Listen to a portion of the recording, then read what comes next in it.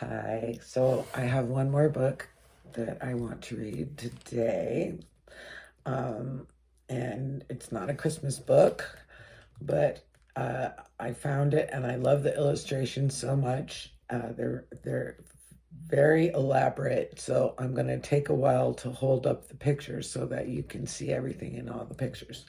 But it's a really good book called The Secret Remedy Book, a story of comfort and love. And it's written by Karin Cates and illustrated by Wendy Anderson Halperin. And this is a picture of Lolly. And that's who the story is about. The Secret Remedy Book. You can see even the inside cover has beautiful things on it. Feathers and all kinds of things.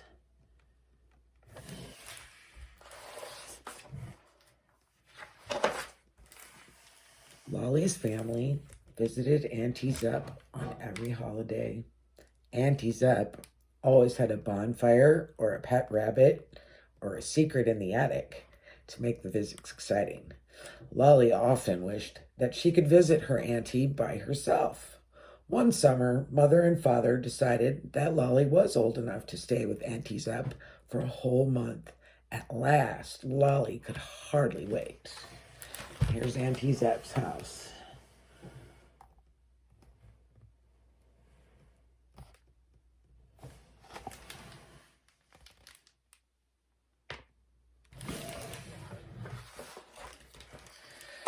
But after her family dropped her off, Lolly found that she felt a little sad. She tried to make the sad feeling go away, but she only got sadder and sadder. And before she could stop herself, she sat down and cried. Auntie Zepp wiped Lolly's tears away and said, "We need to get the secret remedy book."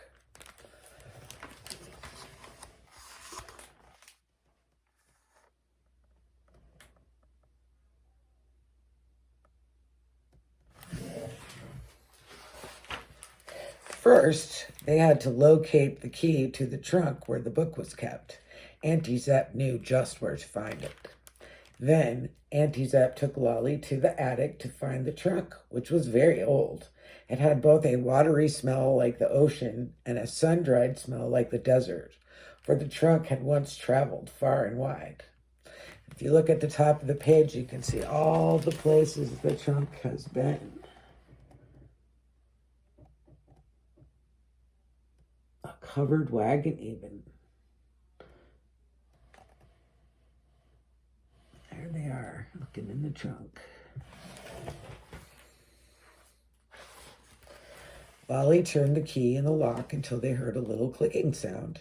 Auntie Zepp helped Lolly open the heavy lid. The smell of mothballs rushed out of the trunk like a cold wind.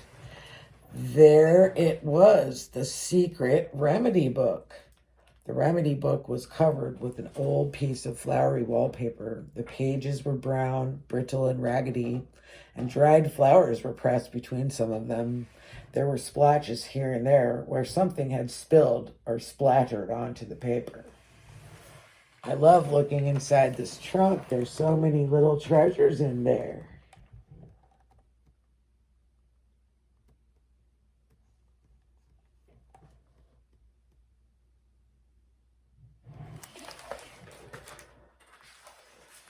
Very carefully, Lolly turned the pages.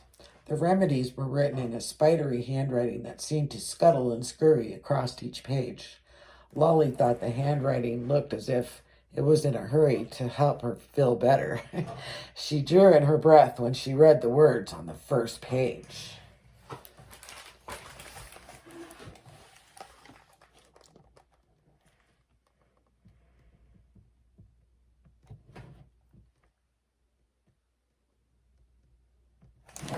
What are the words?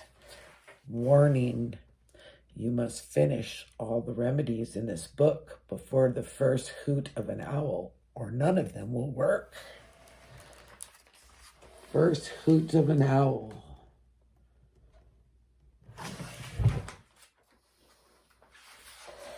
The first remedy. drink 1 glass of apple juice. You must drink it so carefully that you can almost taste the very apple tree that made the apples that made the juice. Lolly and Auntie Zep each drank a glass of fresh apple juice. Auntie said that she could almost taste the leaves of the apple tree. Lolly said she could almost taste the blossoms. Closing their eyes, they felt almost as if they were in the very orchard where the tree grew. What about the owl? Asked Lolly. Oh, we have hours before the owl hoots, said Auntie Zep. Look at those beautiful apple blossoms.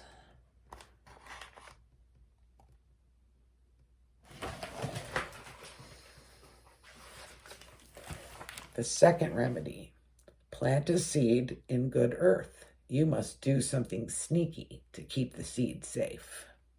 Lolly and Auntie Zep buried a handful of pumpkin seeds in the dark, rich mounds of earth in Auntie's garden. Then they made a scarecrow, complete with a floppy hat, a flowery dress, and a necklace of cans. The dress flapped furiously in the wind. The cans clattered and clanked. Lolly took Auntie Zep's hand. Let's run back and see what the next remedy will be. That's kind of the best scarecrow I've ever seen, I think.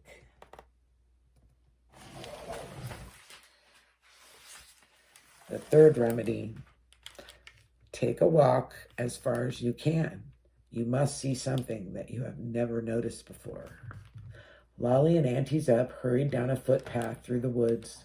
They looked and looked for something they had never noticed before. All at once, there it was. A piece of railroad track lay partly buried, but both ends of the track disappeared into the earth as mysteriously as a rainbow. When will an owl hoot? Asked Lolly as soon as they were back at Auntie Zep's. Oh, we have plenty of time, she replied.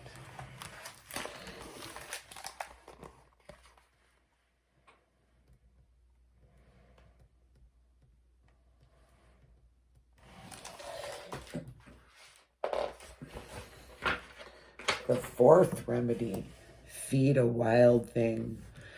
And you must make a solemn promise that you will always do everything you can to protect it from hunger and harm. In the kitchen, Auntie Zep fed Lolly, saying that Lolly was a wild thing.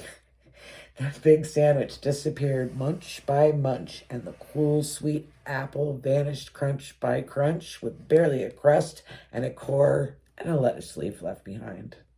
Then Lolly took a pail of leftovers outside to a burrow in which an opossum lived. I solemnly promise, Lolly said into the dark burrow, that I will always do everything I can to protect you from hunger and harm.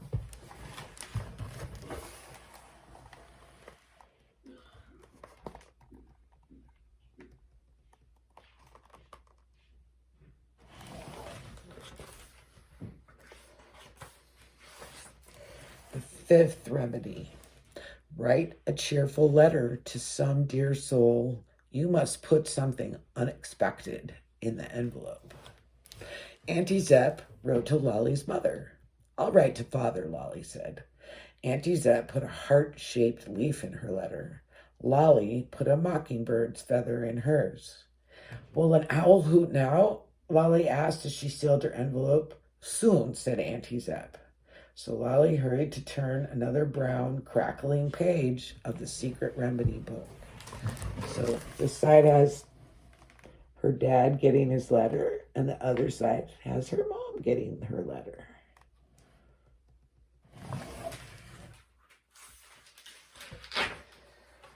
The sixth remedy, read in peace and quiet from a favorite book.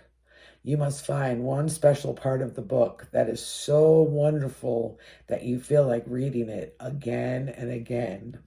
That happens to me a lot, actually. Lolly leaped into the comfy four-poster bed. She opened a poetry book that had a little ribbon in it for marking your place. Pretty soon, she had learned a poem by heart. The poem was short, but the words were bigger than the whole night. Auntie Zep said that poetry was like that sometimes. Lolly was getting very sleepy. Did you hear an owl hoot? She whispered. Not yet, said Auntie Zep. We still have time for the very last remedy. And there they are, reading together in companionable silence.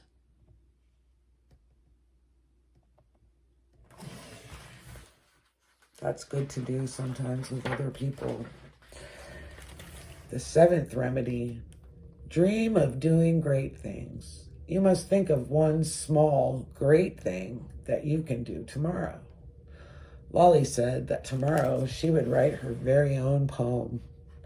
Then she began to slip into a comfortable dreaminess.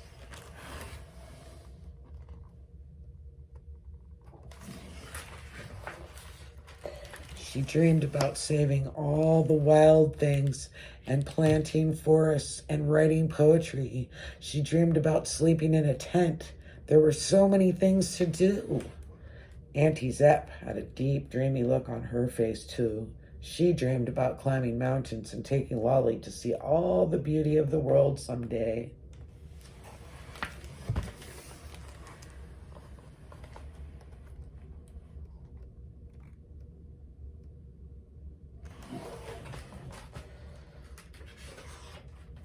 Suddenly, they heard the soft, trembling hoot of an owl in the darkness outside the window. Did the secret remedy book work for you? Auntie Zep whispered as she closed the book, tucked the covers around Lolly, and kissed her forehead. Lolly whispered a soft yes. Lolly was all sleepy and cozy and full of great thoughts. She was busy dreaming of tomorrow.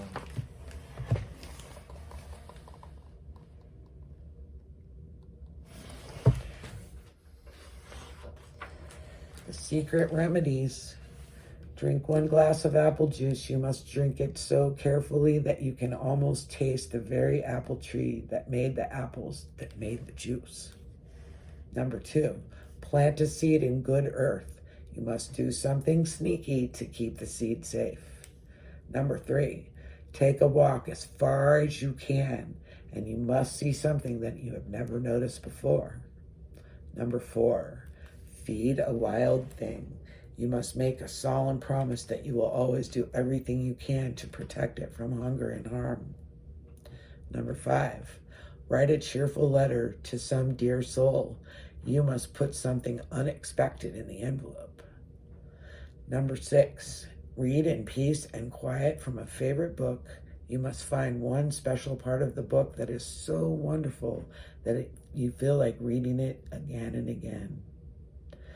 And number 7, dream of doing great things. You must think of one small great thing that you can do tomorrow.